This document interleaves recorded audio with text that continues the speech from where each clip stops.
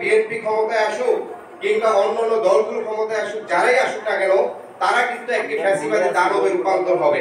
MP এমন একটা পদ আমাদের সংবিধান এবং নির্বাচন রাজনীতির কারণে হয়েছে যে সকল ক্ষমতার উন্নয়ন, আইন প্রণয়ন এবং সবকিছু এমপি কেন্দ্রিক হয়ে যাচ্ছে। বিচারের চেয়ে পরবর্তী ক্ষমতায় যাওয়ার বাসনা এবং চাহিদাটা তাদের কাছে খুব বেশি এখন মুখ্য হয়ে উঠছে।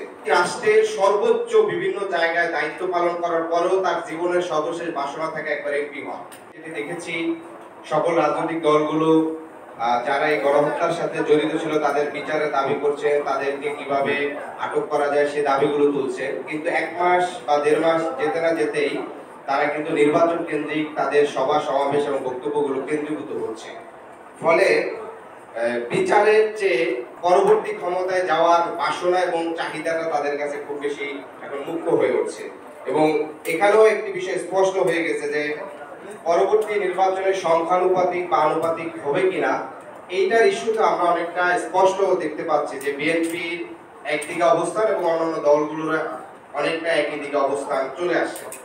এটি কেন আসছে? কারণটা হচ্ছে আমাদের বর্তমান বাংলাদেশের সংবিধান অনুযায়ী যে সকল ক্ষমতার কেন্দ্রবিন্দু প্রধানমন্ত্রী এবং হচ্ছে এমপিদের কাছে একত্রিত। আমরা দেখি রাষ্ট্রের সর্বোচ্চ বিভিন্ন জায়গায় দায়িত্ব পালন করার পরেও তার জীবনের সর্বশেষ বাসনা থাকে একবার এমপি হওয়ার। বিশ্ববিদ্যালয়ের উপাচার্য হওয়ার পর তার বাসনা হয় এমপি হওয়ার, পুলিশের আইজিপি হওয়ার পরও তার বাসনা থাকে এমপি হওয়ার, এমনকি আর্মির সর্বোচ্চ পদে যাওয়ার পরও তার বাসনা থাকে এমপি হওয়ার। কারণ হচ্ছে এমপি এমন একটা পদ আমাদের সংবিধান এবং নির্বাচন রাজনীতির কারণে হয়েছে যে সকল ক্ষমতার উন্নয়ন, আইন প্রণয়ন এবং সবকিছু এমপি কেন্দ্রিক হয়ে যাচ্ছে।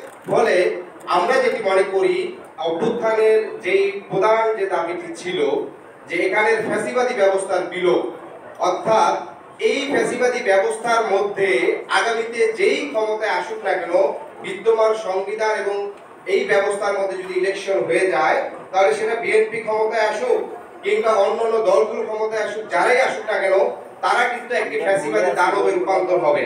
কারণ 35% কিংবা 40% জনগণের সমর্থন নিয়ে 99% ক্ষমতার তারা অধিকার হবে।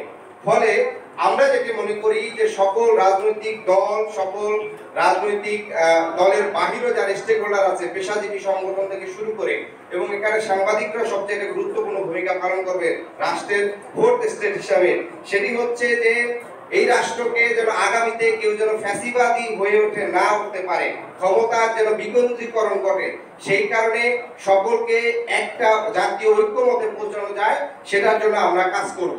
এবং একই সাথে এখানকার যারা ভবিষ্যতে এমপি প্রার্থী হয় এগুলো নিয়ে হচ্ছে রাজনৈতিক দলগুলো একটি বাণিজ্য করে থাকে এবং তাদেরকে মনোনয়ন দেওয়ার ক্ষেত্রে একটা বড় ধরনের হচ্ছে দুর্নীতি এবং অন্যান্য কাজগুলো হয়ে থাকে। ফলে আমরা আশা করব অন্তর্বর্তীকালীন সরকার অতি দ্রুত সকল রাজনৈতিক দলগুলোকে একটি জাতীয় ঐক্যমতে পৌঁছানো, যে এখানে সংখ্যানুপাতিক নির্বাচন প্রশ্নে যেহেতু অলরেডি একটি বড় ডিভাইডেশন করছে, এই ডিভাইডেশনটা কিভাবে কম করে একটি জাতীয় ঐক্যমতে পৌঁছানো যায় সেটি দ্রুত পৌঁছানো দরকার। আরেকটি বিষয় হচ্ছে যে বিদ্যমান রাজনৈতিক দলগুলো তারা একটি বিষয় পর্যবেক্ষণ করছেন যে তাদের যে জনসমর্থন এবং তাদের যে চাহিদা সে অনুযায়ী হচ্ছে অনেক কিছু হয়তো হবে, কিন্তু লাস্ট 15 বছরে যারা তরুণ হয়েছে, বিশেষ করে 25 থেকে 40 বছর বয়সের তরুণ, এদের অনেকেই কিন্তু লাস্ট 15 বা 16 বছরে ভোট দিতে পারে না এবং বিদ্যমান রাজনৈতিক দলগুলোরও নেতৃত্ব কাঠামোর মধ্যে তরুণদের কোনো অংশগ্রহণ নাই। ফলে তরুণরা কি চাচ্ছে, তরুণরা আগামীর বাংলাদেশ কিভাবে চাচ্ছে, তারা কিভাবে হচ্ছে এই বাংলাদেশকে গড়তে চায়, সেই জায়গা থেকে আমি মনে করি তাদেরকে আরো গভীরের থেকে ভাবতে হবে এবং তরুণদের সাথে অনবরত ডায়ালগের মাধ্যমে তাদের এই সিদ্ধান্তগুলো রিথিঙ্ক করতে হবে। সংবাদ, ফিচার ও অনুষ্ঠানের জন্য ভিজিট করুন সংবাদ প্রকাশের ওয়েবসাইট এবং যুক্ত থাকুন ফেসবুক পেজ ও ইউটিউব চ্যানেলের সঙ্গে।